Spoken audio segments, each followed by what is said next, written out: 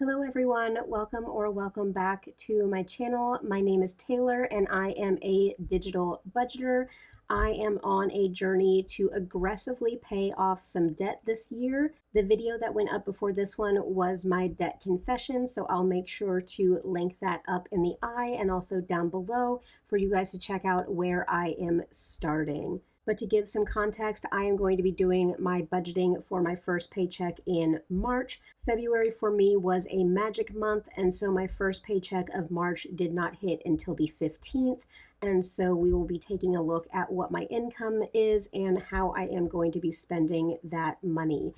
I try to be as close to zero-based budgeting, but everything is tracked through an app on my phone and also through spreadsheets that I utilize as well.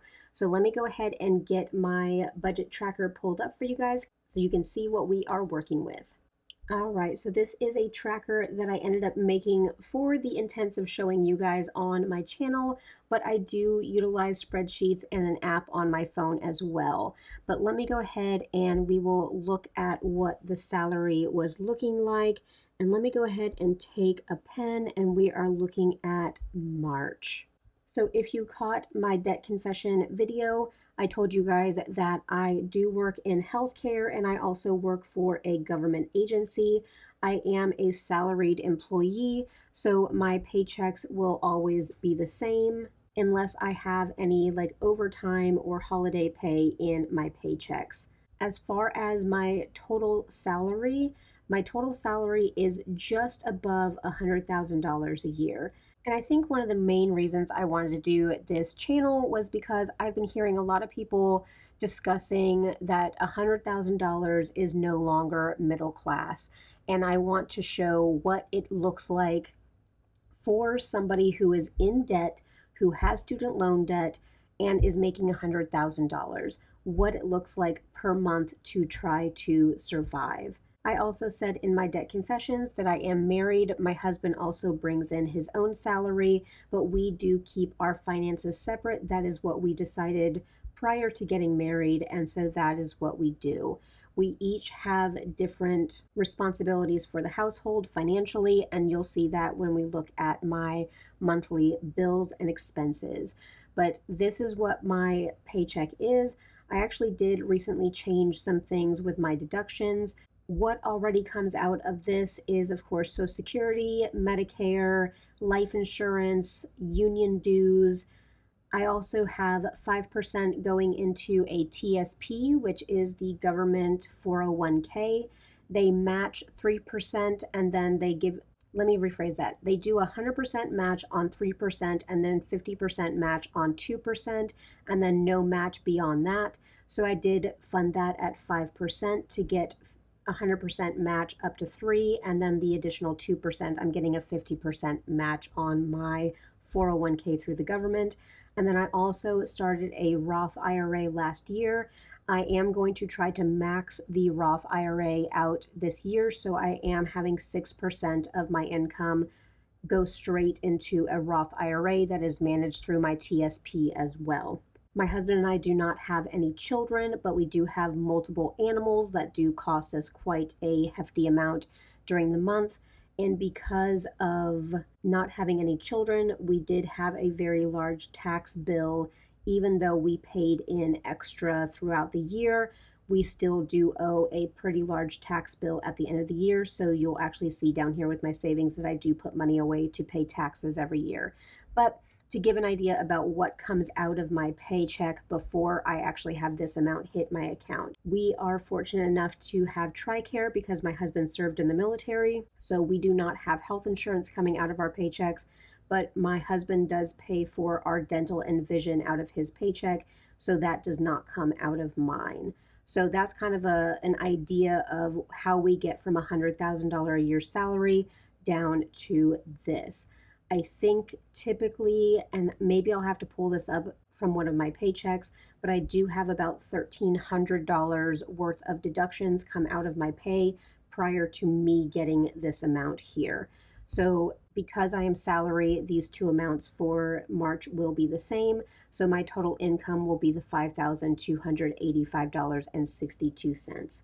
So the way that I am doing my debt payoff is that I am paying myself first. So by doing that, I am paying my savings accounts first. So if we look at my savings accounts, so this is the amount that is coming out for the month, but I will explain how I break this down. I do have a money market account with my credit union. I automatically have $100 every paycheck go straight into that money market. And then anything that is left over out of my, I guess you could call this kind of when cash stuffers have their remaining balance that they use to stuff into all their other categories. That is, I usually leave myself anywhere between $600 and $700 per paycheck to handle all of the other expenses. And if there's anything left over, I do dump that also into the money market. So this number you guys will see fluctuate, but for March, I was able to put $400 into my money market. I have $50 a paycheck go into a high yield savings account. I have $75 a paycheck go into a high yield savings that is for taxes. I have a working savings account. So this is where I dump $100 a paycheck. And if the car needs repairs, if the dogs have an expensive vet visit, I pull it out of my working savings. And then I do have an Acorns account. I have $12.50 per week go into that. There is a $5 fee per month, and so it ends up being $55 total. So into savings, I do have $1,000 going into savings this month. Let's look at my bills for March. So these are all of my bills laid out. So consistently every month, this is what I am paying. Of course, some of the things end up changing. And if you saw my debt confessions video, then you guys will see how much my actual payments are for my different debts. So at the very top, at the first, we do have a home warranty. This has actually come in very, very handy throughout the years, and our home is getting a little bit older. So there's actually a couple things that I need to call into the home warranty for them to come out and look. A lot of times this saves us a lot of money just on regular service calls for like appliances, the air conditioner. We've actually been able to get our air conditioner to last a couple extra years just by using the services through the home warranty. So that has really been wonderful. I do have my student loan payment, so $491.22 comes out for my student loans. My personal loan number 2 is $803.64. That is my big personal loan. That is like $27,000. So that is the payment on that one. My Discover card payment is going to fluctuate, and this also here I'm paying more than $26 towards the Discover card. But when I'm budgeting out of what's coming out of my actual checking account, I only pulled $26 out of my checking account towards my Discover card. My personal loan number 1 is $369.21. My cell phone is $154.40. I do have about 6 more months of paying off my cell phone. It's like $35 that's added to my account for the phone that I purchased. And then also I do have an Apple Watch that I have the additional service on the Apple Watch as well. My credit union credit card, again, only $70 came out of my checking account, but I did make additional payments out of savings towards this card. The internet for our home is $147. We are kind of stuck in a monopoly right now where there's only one company that runs internet out to where we live. They're running fiber in our town right now. And so I live out in a little bit more of a country or rural area. So we don't really have like the things that a city or a new subdivision would have, but they are running fiber in our town right now. And so we are looking forward to switching over to the fiber company and our internet bill lowering substantially. My husband and I both have options to work from home part-time, and so having good internet connection is an absolute must. Our water bill is very low with $25. We, again, are in the country, so we have septic, so we are only paying for the water that we are bringing into the house. We don't have to pay for sewer charges going out. I do have waste management, but that is taken out quarterly. So I believe waste management is hitting again next month. So you guys will see that added into my expenses. So quarterly, we pay for trash and recycling pickup, but it is not included in our water bill. So $25 for the water bill. For my total subscriptions is $71. So I pay for Netflix, Disney Plus, then I have Canva, I have YouTube Music, which I actually use that every single day. So I refuse. I know a lot of times they're like, oh, give up your subscriptions. But basically, my brother and my niece are in a lower income, and so I basically share my subscriptions with them. So I am keeping the Disney and the Netflix going because my brother and my niece end up getting to use those, and I kind of tell my brother that is his kind of birthday present every year, is that I keep them going with Disney Plus and Netflix. So those are my subscriptions. The power bill is $141.93. This is actually low because we are still in some cooler months in Florida. I have the AC running today because it is kind of hot. The highest our electric bill got last year was in the 300s, and so I will see this fluctuate quite a bit. But I do have in my budget already for the rest of the year, historically, what it has been in that month. That is what I do budget. And then a car payment. So in my debt confessions, I did not go over the fact that we have a vehicle loan. So we have a vehicle loan and it's in my husband's name. So it is not my debt, but my husband and I have always had the mindset that we only have one vehicle loan at a time. So we both pay into it. So seeing a $550 vehicle loan, that means that our car payment is $1,100 a month, and that hurts both of our hearts. We're going to be refinancing it over the summer when the rates drop because the rate on it is abysmal. My husband has basically no debt. My husband is very much debt free, and we both have very high credit scores. But just the way the economy is, the interest rate on the new vehicle was horrible. But I don't consider that a debt for us because my husband makes the car payment all on his own out of his income. I take 550 and I dump it into a high yield savings account at another credit union that we have. So I'm technically funding a savings account for my quote unquote half of the car payment. So that is the way that we have figured it out. That is the way that we're comfortable with. And with his income as well, he is able to make that entire car payment by himself. So what is actually missing from this list? You guys might see that there's no rent, there's no mortgage. So my husband pays the mortgage. Again, this is something that we end up working out between us with the expenses that I have for the household and the expenses that he has for the household. So he pays the entire mortgage on his own. Our mortgage runs anywhere from $1,400 to $1,500 depending on how our escrow is going for the year.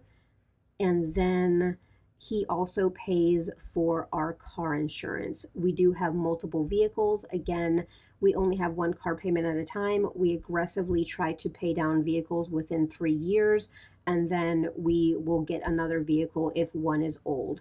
This vehicle that we purchased, we had a truck that was a 2005, and it was getting to the point that it was breaking down. It was unsafe. We weren't able to haul anything that we needed to with it. We needed to be able to purchase another truck, and again, this fits in within our budget. The vehicles that we have too, I know a lot of times Dave Ramsey and all these other people will say sell the vehicle. No, the vehicles that we have that are not necessarily, we have a fuel efficient car.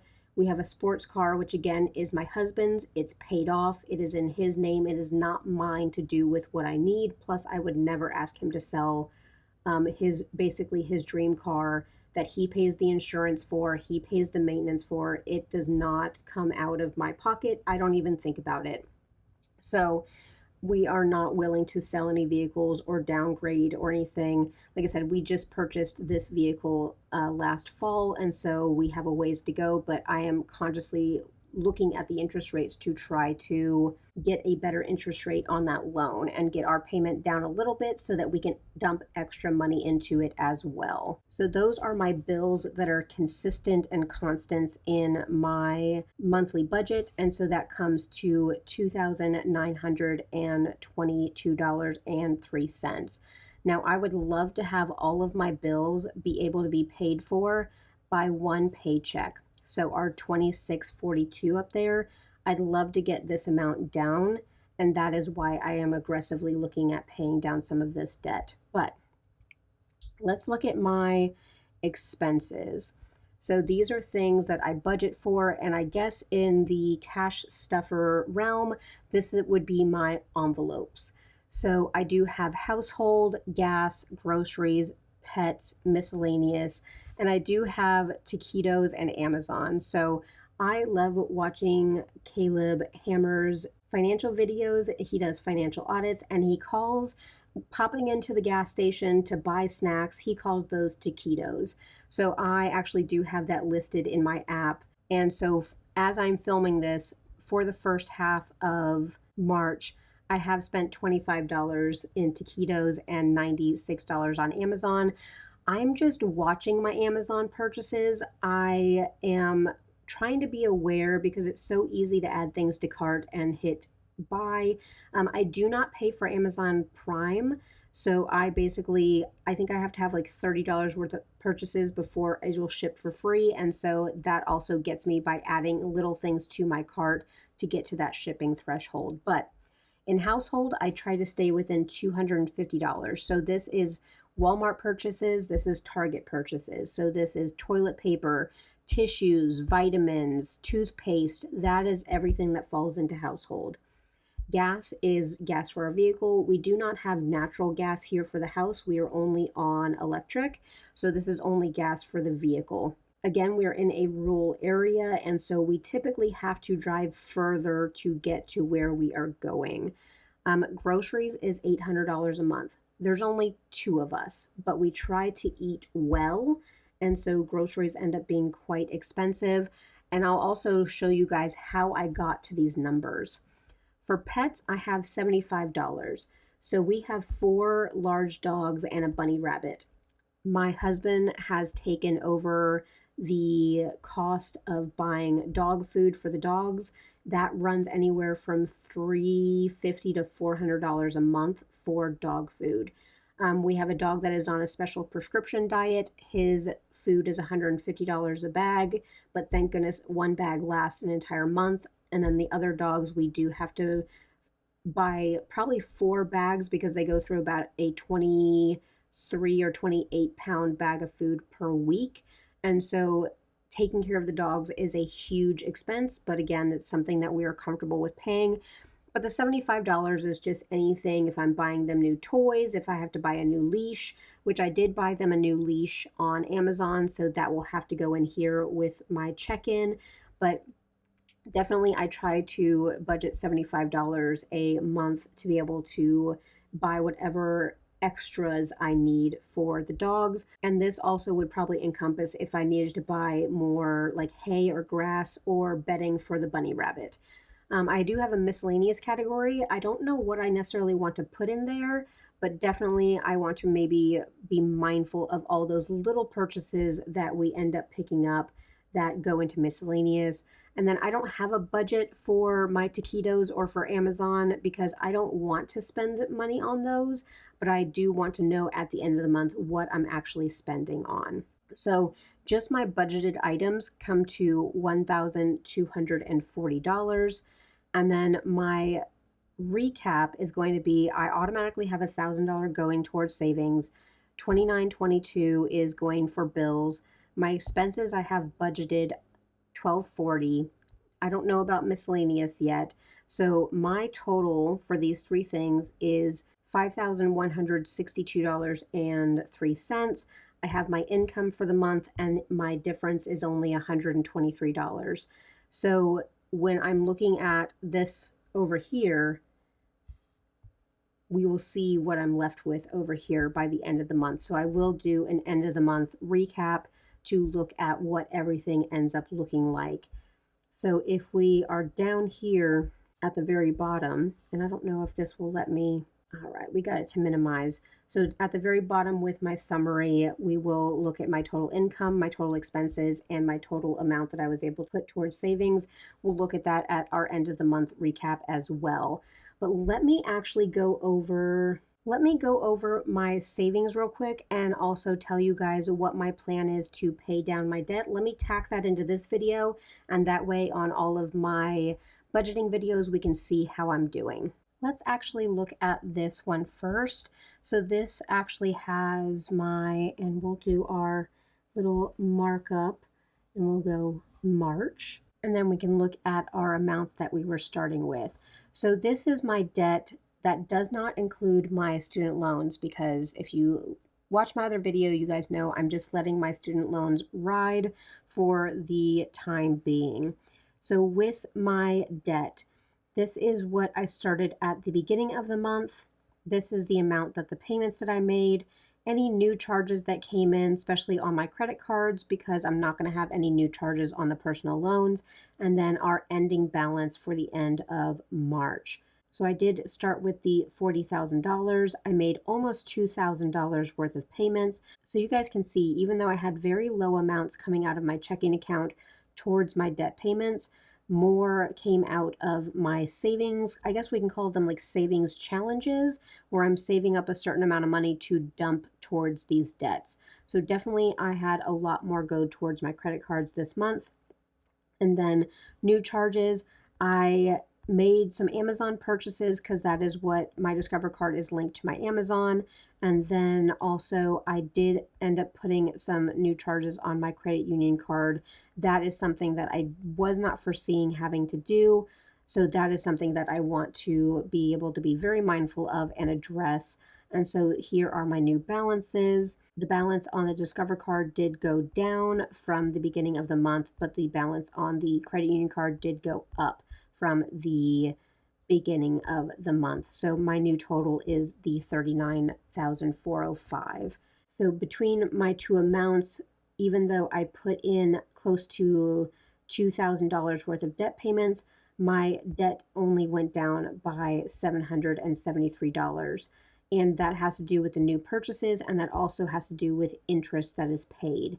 So out of the amount that I paid, which is the $1957.46, only $1,575 went towards actual debt reduction, and I did end up paying $381 in interest.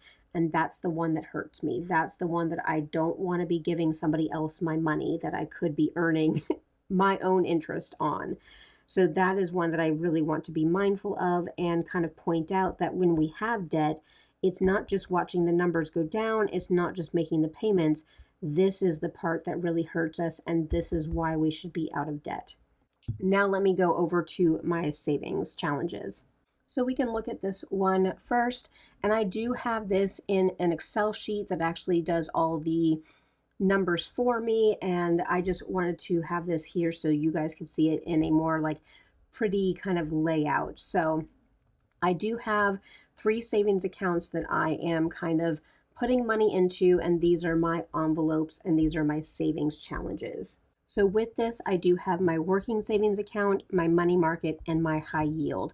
I did just open the high yield this year, and this is something that this is going to be my main source of a lot of a big debt payoff, and I'll kind of talk about that. But every green block is a deposit going in, every red block is something coming out. So if we look at the beginning of the year, I started in my money market with $3,000 in my money market. I have my deposits going in, but we had HOA dues that I paid. There was a car repair for $400. Maybe I'll zoom in a little bit so we can see this one column. But I had a car repair that I ended up putting this amount on, like I paid this amount towards the credit card that the car repair was on. I had nothing coming out here. I did have to take out an additional $400 for taxes. This was not our whole tax bill. We actually had to pull a large amount of money out of a high yield savings at another institution, at another bank, to pay taxes, but I dumped another $400 out of my money market towards the taxes. We do have a termite bond for our house, and so I paid that out of this account. And when I'm putting my $100 a paycheck plus some more into this money market, it is for the intents and purposes of not necessarily saving up a whole lot, but for having the HOA dues, for having money set aside for a car repair, for having the yearly termite bond.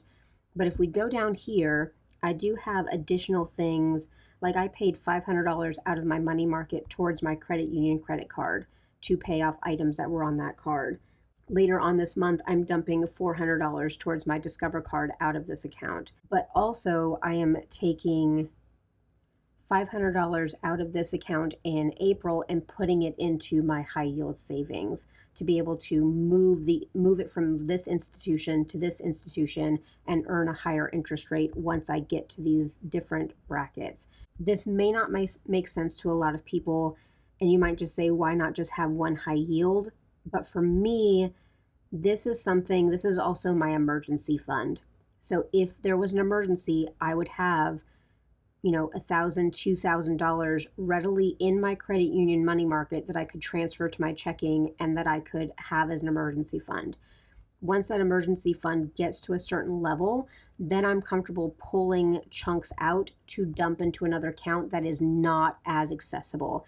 This money in this high yield, it is not very accessible to me, and that's why that is in its own kind of zone. My battery cut out on me even though I have it plugged in, but we'll try to see if I can get through the rest of this. Maybe that is my sign that I should hurry. But this money market here definitely is a revolving kind of working money market. So I will dump $500 into my high yield. I'm going to dump $500 towards my Discover card to pay off my new computer. Down the line, I'm dumping more into the high yield. So even at the end of all this, after taking all of this money out and going towards different debts, I'm still going to have at the middle of the year $2,200 in this account. Same thing over here with my working savings. I paid off a rug that I bought. I gave money to my husband for his birthday. Today, he is out doing a thing with his hobbies that he enjoys, and it was a $200 kind of tuition to go do this thing. And so I paid for him to go do this thing for his birthday today. I'm going to dump $800 out of this into my credit union credit card. So I am using all of these for a very specific purpose. What I want to maybe do a sneak peek of, and I'll need to go to a different screen. Let me do that real quick.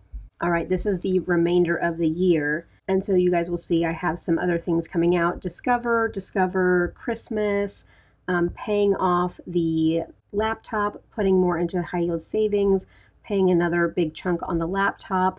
And so this here will allow me to pay off the Discover card before November and not earn any interest on those purchases. But what I'm looking at with my high yield over here that is not accessible, that I am just putting everything into, that should be my ending balance at the end of the year.